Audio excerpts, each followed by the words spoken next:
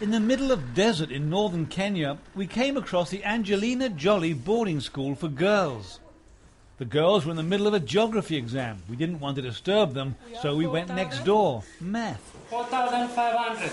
It turned out Angelina Jolie is financing a junior school for refugee children. 45 over 10. So you have to divide. The girls live behind razor wire, keeping them safe from men from the nearby Kakuma refugee camp. At the age of 14, Nyanuel from Sudan could be married. If you were not in this school, if you were living in the community, would they be now saying to you, you have to find a man, you have to be married? Yeah. They would now make you marry? Yeah, if I'm not in school. Do you want to be married or do you want to be in school? No, I want to be in school. 240 girls aged 10 to 17. The best students in the refugee camp have been given a chance of a real education. Rhoda Kiprotich is a deputy principal. Some of them came from war. There was war there and they have lost their parents. You feel good to empower them with the education which they need in their lives. They have been determined. We have equipped them with those values, and we hope that if the spirit in them will never die, that they'll keep the spirit in them and have hope to continue. So if you want to find it... The trouble is that when the girls finish Angelina Jolie's junior school, there's no senior school to go to. So their education stops dead, just when they have high hopes. Michu is an 11-year-old from Ethiopia. And when you grow up, do you know what you want to be? A professor. Of what? What kind of books do you like to write? Mathematics. So would you like to be a mathematics professor? Yes. And what would you like to be? I would like to be a surgeon. A surgeon? Yeah. Instead, a more likely future is the traditional one. Make the beds for their brothers, help mother cook, get married very young, fetch the wood, fetch the water. As for their dreams... that is our greatest challenge. We wish that we would have another girls' boarding secondary school like this for them to be able to continue with their education. For that, they need sponsors and money. But so do the refugees back in Kakuma camp.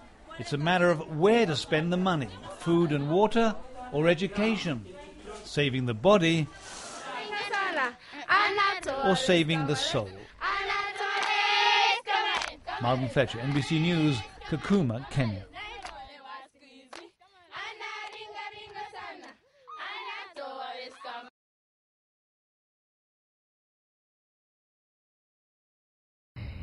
I've been to many camps, and this is certainly one of the most dire, and it is the world's largest refugee camp. This is Dadaab. If this is the better situation, then what must it be like inside of Somalia? Nearly 300,000 people in a space designed for 90,000. Earlier this year, a cholera outbreak was contained, thanks to huge teams of humanitarian workers. But with up to 7,000 people arriving each month, rain on the horizon, they say it will be impossible to contain the next outbreak. Do you think that the international community needs to understand something that they don't know about what is happening in Somalia or what is happening here? When they came here, they have no enough staff because of budget. UNHCR manages these three camps and already it's congested. There's no these spaces, there's no shelter, there's no enough water. Toilets are already overflowing. There is not even enough space for a trash dump, so people are living amongst the garbage. And the deteriorating situation in Somalia is only expected to worsen in the coming months. Today, 3.6 million Somalis are dependent on aid, and the 1.5 million internally displaced are becoming more and more difficult to access and help. What is amazing is as more and more people come into the camp, the Somali families continue to be generous with what very little they have, even if that means having 1/8 of the water they need, and the children suffering from dehydration. Do they say he's going to get stronger? What do the doctors tell you? And how is their health?